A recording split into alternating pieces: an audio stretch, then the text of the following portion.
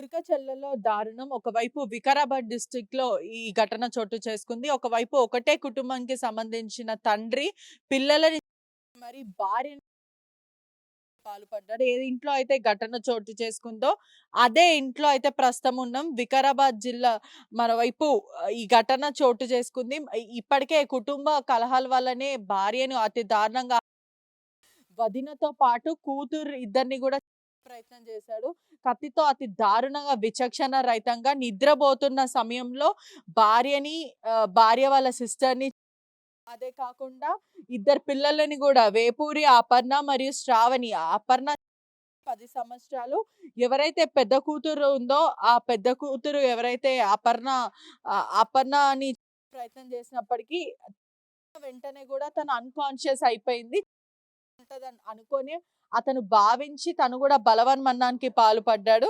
శ్రావణి ఎవరైతే చిన్న కూతురు ఉందో 10 సంవత్సరాలు తను కూడా భార్య అలివేలు కూడా అక్కడనే స్పాట్ తనతో పాటు వాళ్ళ సిస్టర్ కూడా వేపూరి యాదయ్య ఇంకా మరి వాళ్ళ భార్యకి కూడా తరచూ 4 సంవత్సరాల నుంచి ఎప్పుడు గొడవలు జరుగుతుండే.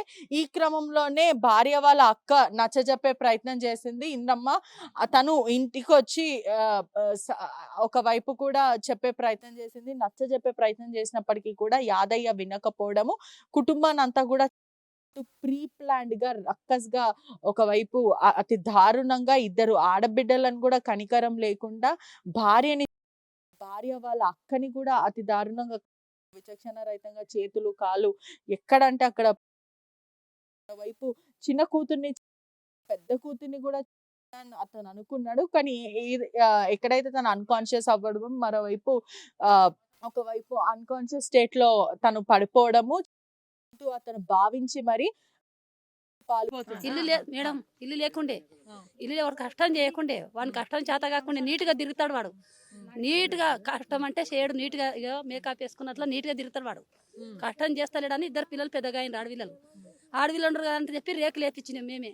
మా మొగాన్లు వచ్చి వాళ్ళ చిన్నబోలు, మా బిడ్డ చిన్నబోలు వచ్చి రేకులు వేసి ఇల్లు కట్టించి వచ్చినాం. పిల్ల పెద్ద కూతురు పంచన అయింది, పెద్ద మంచి అయింది. ఆ పిల్లకి కిట్టంగా ఖర్చు పెట్టి మేమే చేసినామని వాడి చేతన అయ్యలేదు. మొత్తం చేసినాక ఒకసారి ఏం చేసిండు, కట్టెలు తెచ్చిండు, పెట్రోల్ తెచ్చి కరెంట్ చాటు పెట్టిండు. పిల్లలకు తల్ల కరెంట్ చాటు పెట్టిండు.